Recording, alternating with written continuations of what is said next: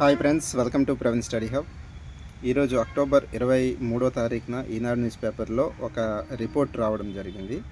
So అటవీకి సంబంధించినటువంటి report అండి. అదేంటంటే అటవీ విస్తీర్ణంలో భారత్ అంట 9వ స్థానానికి చేరుకుంది.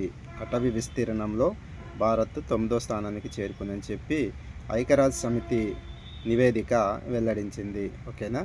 అయితే మనకు గతంలో 10వ స్థానంలో ఉన్నటువంటి గతంలో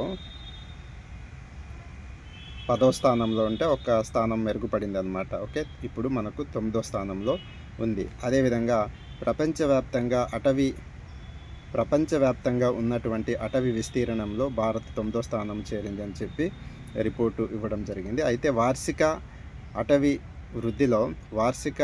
అటవీ విస్తీర్ణ వృద్ధిలో 3వ స్థానంలో ఉంది. ఓకేనా. 3వ స్థానంలో వార్షిక అంటే సంవత్సరానికి సంబంధించినటువంటి అటవీ విస్తీర్ణ వృద్ధిలో 3వ స్థానాన్ని కైవసం చేసుకుంది. ఓకేనా. అటవీ విస్తీర్ణంలో భారత్ ప్రపంచంలో 3వ స్థానంలో ఉంది అని చెప్పి మీరు గుర్తుపెట్టుకోండి.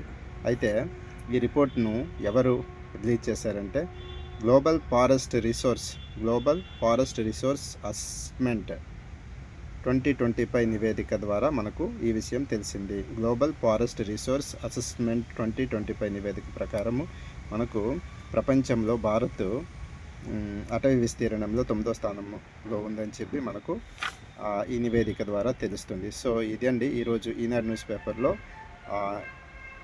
ఇంపార్టెంట్ అంశం. ఓకేనా. మన కరెంట్ అఫైర్స్కి ఉపయోగపడేటువంటి అంశం ఈ ఒక్క అంశమే ఉంది. సో వీలైతే ఎడిటోరియల్ పేజీలో మనకు కొంచెం ఇంపార్టెంట్ అంశాలు ఇవ్వడం జరిగింది. అవకాశం ఉన్న వాళ్ళు చదవండి. ఓకేనా. ఎడిటోరియల్ పేజీ మాత్రం చదవడం మర్చిపోకండి. ఓకేనండి, పేపర్ చదువుతున్న అభ్యర్థులు. సో ఇదండి. Thank you.